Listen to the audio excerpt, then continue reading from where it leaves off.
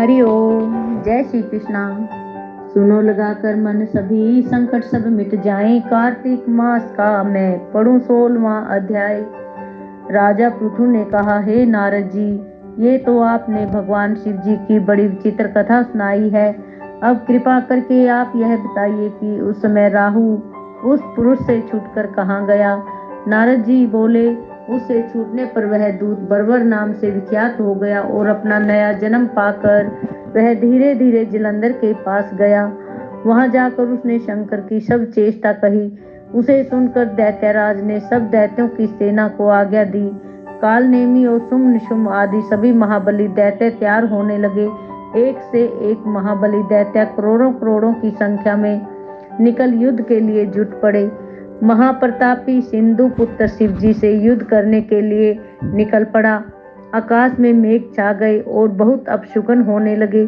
शुक्राचार्य के कटे सिर वाला राहु सामने आ गया। उसी समय जलंधर का मुकुट खिस गया, परंतु वह नहीं रुका। उधर इंद्रादि सब देवताओं ने कैलाश पर शिवजी के पास पहुंचकर सब वृतांत सुनाया और यह भी कहा कि आपने जलंधर से युद्ध करने के लिए भगवान विष्णु को भेजा था। वह उसके वशवर्ती हो गए हैं और विष्णु जी लक्ष्मी सहित जलंधर के अधीन हो उसके घर में निवास करते हैं। अब देवताओं को भी वहीं रहना पड़ता है।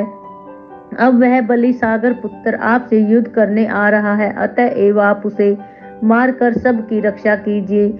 यह सुनकर शंकर जी ने विष्णु जी को बुलाकर पूछा, हे ऋषिकेश, युद्ध में आपने जलंधर का संहार क्यों नहीं किया और बैकुंठ छोड़ आप उसके घर में कैसे चले गए। यह सुनकर शिवजी ने हाथ जोड़कर नम्रता पूर्वक भगवान शंकर से कहा, उसे आपका अंशी और लक्ष्मी का भ्राता होने के कारण ही मैंने नहीं मारा है। यह बड़ा वीर और देवताओं से अजय है। इसी पर मुग्ध होकर मैं उसके घर में निवास करने लगा हूँ। विष्णु जी के इन वचनों को सुनकर शंकर जी हंस पड़े। उन्होंने कहा, हे विष्णु, आप यह क्या कहते हैं। मैं उस दैत्य जलंधर को अवश्य मारूंगा। अब आप सभी देवता जलंधर को मेरे द्वारा मारा ही गया जान समझ अपने अपने स्थान को जाइए। जब शंकर जी ने ऐसा कहा तो सब देवता निसंदेह रहित होकर अपने अपने स्थान को चले गए। इसी समय पराक्रमी जलंधर अपनी विशाल सेना के साथ पर्वत के समीप आ कैलाश को घेर सिंहनाद करने लगा। दैत्यों के नाद और कोलाहल को सुनकर शिवजी ने नंदी आदि गणों को उससे युद्ध करने की आज्ञा दी। कैलाश के समीप भीषण युद्ध होने लगा। दैत्य अनेकों प्रकार से अस्त्र शस्त्र बरसाने लगे।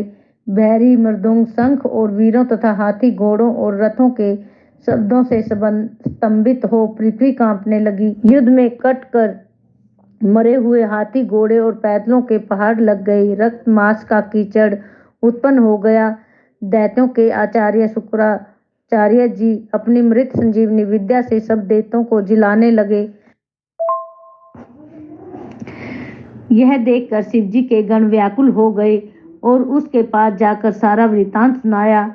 उसे सुनकर भगवान रुद्र के क्रोध की सीमा न रही। फिर तो उस समय उनके मुख से एक बड़ी भयंकर कन्या उत्पन्न हुई, जिसकी दोनों जगहें ताल वृक्ष के समान थी। वह युद्ध भूमि में जा सब असुरों का चर्वण करने लगी और फिर वह शुक्राचार्य के समीप पहुंची और शीघ्र ही उसे अपनी योनि में गुप्त कर लिया। फिर स्वयं भी अंतर्ध्यान हो गई। शुक्राचार्य जी के गुप्त हो जाने से दैत्यों का मुख मलिन पड़ गया और वे युद्ध भूमि को छोड़कर भागे। इस पर शुंभ निशुंभ और कालनेमी आदि सेनापतियों ने अपने भागते हुए वीरों को रोका। शिवजी के नंदी आदि गणों ने भी, जिसमें गणेश और कार्तिकेय भी थे, दैत्यों से भीषण युद्ध करना आरंभ किया।